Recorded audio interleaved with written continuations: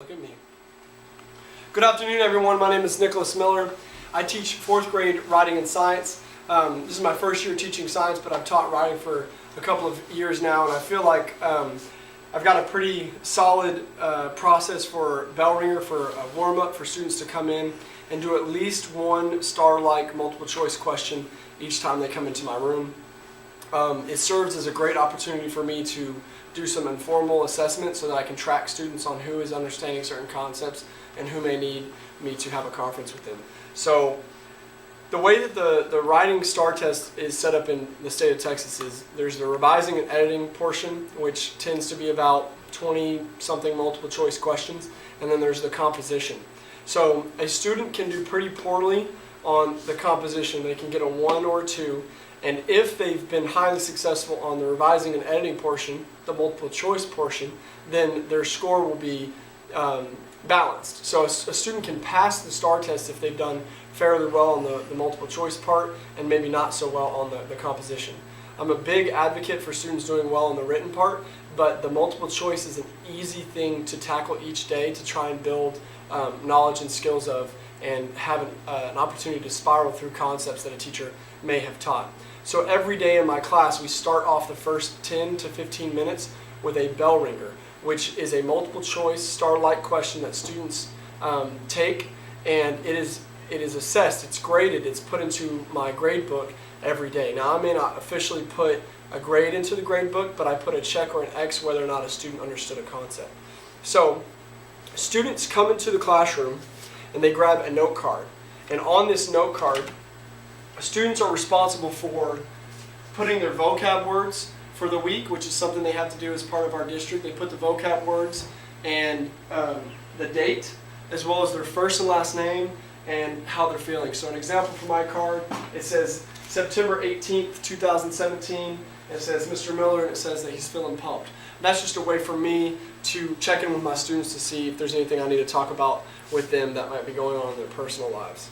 So after they've gotten the card, they go to what's on the board for our Bellringer. So in 4th grade writing, a great acronym for students and teachers to use to label answer choices is called CUPS. So each of the letters in the acronym have a very important writing conventional purpose in the classroom. So if we look, go ahead Adrian, if we look at the acronym, and I'm going to turn off the light, you have CUPS. Taking a video. We're taking a video. C stands for capitalization. So C, capitalization covers a lot of things in 4th grade. Here I have a couple of examples. States, cities, titles, battles, landmarks, people. There's a lot of things that students have to learn about that are capitalized in 4th grade.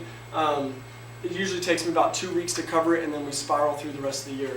U stands for usage and grammar. So we have subject, verb, agreement. That's a big one in 4th grade. Incomplete sentences versus complete sentences. How be verbs are conjugated from present to past tense. Punctuation. Some of the common punctuation marks that students are responsible for knowing in 4th grade are quotations, commas, apostrophes, and periods. And then spelling is a big one. It pops up a lot. And the different categories for spelling are irregular verbs. Students need to be able to identify irregular verbs. Homophones, irregular nouns when they go from singular to plural form.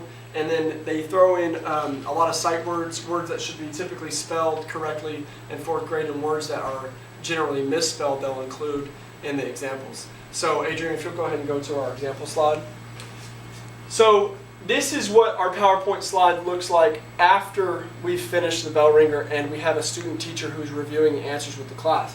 You can see that we've used the smartboard pin for students for one student, usually chosen after showing that they can get the Bellringer correct several times in a row, and explain why they've chosen a particular answer choice.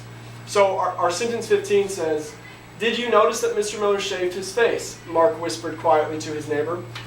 So it says, what change, if any, should be made in sentence 15? So the students are supposed to go through the answer choices and label them with C, U, P, or S, depending on what the skill is asking. So A says change shaved to shaved, and it has 2 V's instead of 1. So the student would label its spelling, and then together we've practiced the chime of plug it in from the old air freshener commercials. So the student is going to label it spelling, and then they're actually going to go up into the sentence, and they're going to make that change. So that's why you see that there's been some changes made in the sentence, is because the students have actually gone in with a smartboard pen and they've made the change. So after they make the change, they're going to look at the sentence and read it to themselves for about 20 seconds, and they're going to see whether or not they should pick that answer choice. So B says change comma to question mark. So they label it punctuation, and then they're going to plug it in. C says change quietly to quiet. They've labeled it spelling, and then they're going to plug it in. Now, sometimes they'll mislabel or they'll label incorrectly. That's okay. The point is to have them try and plug it in, and then to try and cancel out answer choices based on what they notice after they've plugged it in. So if you notice D is labeled double check, that's because students should feel guilty about choosing D. Because D is basically saying that the sentence is perfect.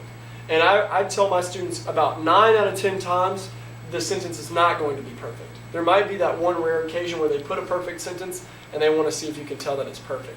So Adrian, go ahead and go on to our next example.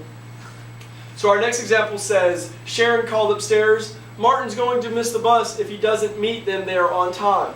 So it says what change should be made in sentence 15 again. A says change Martin's to Martin's, and it got rid of the apostrophe, so that's labeled punctuation. B says change there to there, spelling, and students might also label it homophones. C says delete the apostrophe and doesn't, so it's asking them to get rid of a punctuation mark, so they're going to label it punctuation.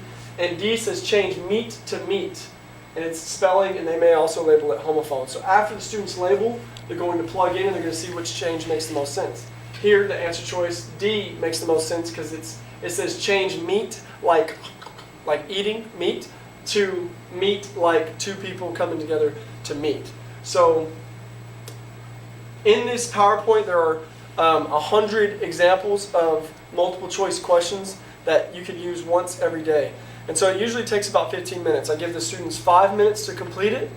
Then we use about 5 minutes to review it. And then the last 5 minutes I use to meet with all the students who got it wrong. Which hopefully, if your whole group teaching is successful, then the small groups that you have to meet with each day after the Bellringer are pretty small. So let me show you how that part works. I have a secretary each day, and that's good right there. The secretary collects the cards and they put them into 2 stacks.